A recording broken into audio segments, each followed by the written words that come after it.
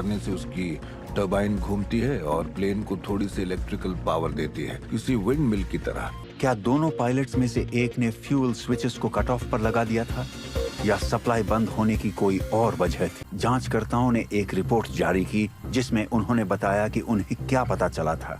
उसमें 787 Dreamliner switches पर focus किया गया था जिनसे इंजन्स तक फ्यूल जाता है। और ये बात सुनते ही मुझे एक जबरदस्त झटका लगा। मैं बहुत कंफ्यूज्ड हो गया क्योंकि मुझे कोई वजह समझ में नहीं आ रही थी। कोई पायलट उन स्विचेस को कट ऑफ पर आखिर क्यों लगाएगा जब तक इसके पीछे उसका कोई अजीब सा मकसद ना हो।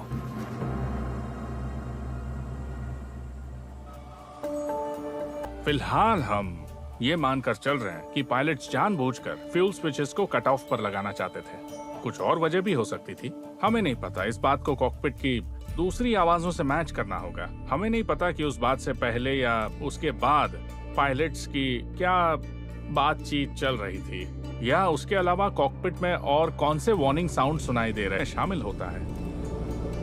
हमारे पास कोई कैमरा रिकॉर्डिंग नहीं है जिससे डेक में हुई घटनाएं दिखाई दें, और ये एक पेचीदा मामला है। ऐसे कई लोग हैं जो चाहते हैं कि कॉकपिट में प्लेन को उड़ा रहा था, यानी उसके हाथ बल्कि दोनों हाथ उस वक्त कंट्रोल कॉलम पर टिके हुए होंगे। जाहिर है उस वक्त कैप्टन ये देख रहा होगा कि फर्स्ट ऑफिसर क्या कर रहा था, इस वजह से उसके हाथ तब खाली होंगे। लेकिन मेरे हिसाब से उन दोनों का हाथ उन स्विचेस से काफी दूर रहा होगा।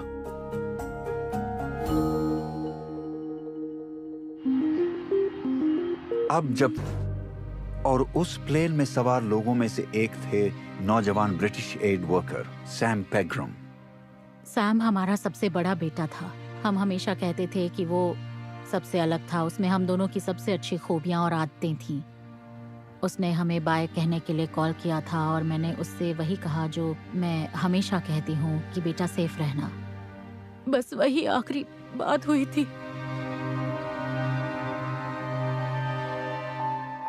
उस दिन संडे था और मैं बस उठकर बैठा ही था।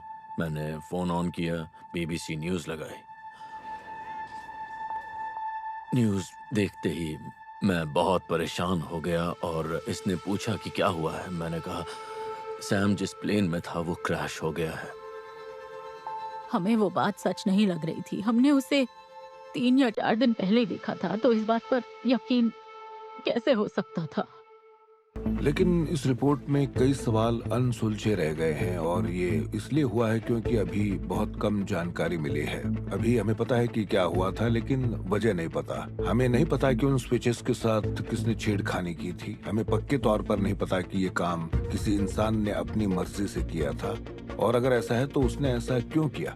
अफसोस, लेकिन जब तक सरकारी तहकीकात पूरी नहीं हो जाती तब तक इंतजार ही करना पड़ेगा। इस मामले से जुड़े दूसरे बहुत सारे पहलुओं की बारीकी से जांच करनी बाकी है, जिनके बारे में कई अनसुलझे सवाल हमारे सामने हैं। हमें जल्दबाजी में फैसला नहीं लेना है। अभी जांच का शुरुआती पड़ाव है। अभी और भी ढेर सारी इंफॉर्मेशन है जिसकी जांच करनी बाकी है, और इसमें काफी वक्त लगेगा। शायद 1 साल लग जाए या उससे ज्यादा लग जाए, कुछ कह नहीं सकते।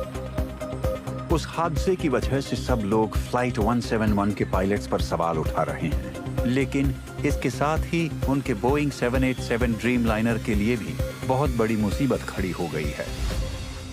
एयरपोर्ट में इंडिया के एयर एक्सीडेंट इन्वेस्टिगेटर्स ने इसी बात पर ध्यान दिया कि टेक ऑफ के कुछ देर बाद ही इंजन्स की फ्यूल सप्लाई बंद क्यों हुई थी।